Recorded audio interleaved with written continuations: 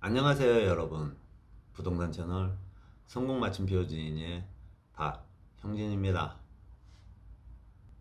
실무상 유치권이 문제되는 가장 일반적인 경우가 공사대금을 받지 못한 경우라고 할 수 있는데, 하도급이 이루어진 경우, 하수급인에게 공사대금이 제대로 지급되지 않아 하수급인이 직접 유치권을 행사하는 경우가 있습니다. 수급인이 공사대금 채권을 담보하기 위해 유치권을 행사하는 것은 의문의 여지가 없지만, 도급인에 대해 직접적인 공사대금 청구권이 없는 하수급인이 하도급 공사대금 채권을 담보하기 위해 유치권을 주장할 수 있을까요? 유치권은 그 물건에 관해 발생한 채권, 즉 관련관계가 있기만 하면 성립하므로, 유치권을 행사하는 목적물이 하수급인의 노력과 비용이 투입된 목적물이라면 독립한 유치권을 행사할 수 있는 것은 물론, 수급인의 유치권을 원용하여 행사하는 것도 허용하고 있지만, 하수급인이 도급인 소유의 건축물에 적법한 유치권을 행사할 수 있는지에 대해서는 개별 사안마다 구체적인 사실을 살펴 판단해야 하는 정답이 아닌 문제를 풀 수 있는 능력이 필요합니다.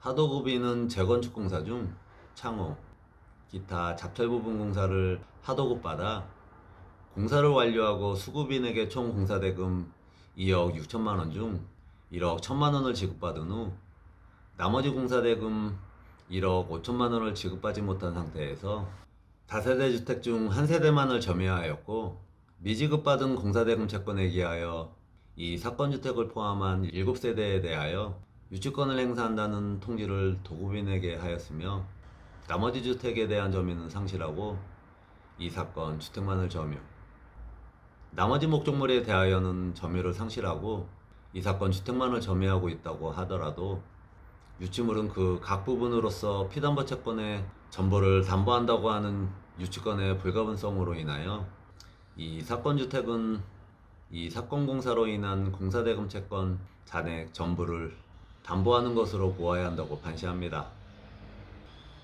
즉 일부만을 점유하고 있더라도 점유하고 있는 주택에 대한 공사대금 채권만이 아닌 공사대금 채권 잔액 전부를 담보하는 것으로 보아야 합니다. 위 판례에서 알 수 있는 또 다른 사실입니다. 위 판례는 수급인이 하수급인에게 공사대금 중 일부를 지급했고 도급인에게 점유를 한다는 통지를 한 부분이 인정되어 하수급인의 유치권을 인정한 것으로 보여집니다. 그러나 도급인이 수급인에게 공사대금 전부를 지급하였음에도 수급인이 하수급인에게 공사대금을 지급하지 않은 경우, 하수급인의 유치권 주장은 어떻게 될까요? 이런 사례에 대한 판례가 아직 구체적으로 정착된 것은 아니기에 논란의 여지가 있습니다. 건축주인 도급인의 입장에서는 이미 자신은 수급인에게 공사대금 전부를 지불하였음에도 수급인이 하수급인에게 공사대금을 미지급했다는 이유로 하수급인의 유치권을 인정하게 된다면, 도급인에게 이중지급의 불합리한 결과가 초래되므로 하수급인의 유치권을 부정하는 것이 옳다는 생각입니다. 다만 실제 소송의 경우 당사자가 신청하지 아니한 사항에 대하여는 판결하지 못한다는 처분권주의로 인해 유치권을 부인하려는 당사자인 도급인이 상대방의 유치권이 민사유치권이 아닌 상사유치권에 해당한다고 이를 주장, 증명해야만 법원에서 판단을 하게 된다는 점을 유의해야 합니다.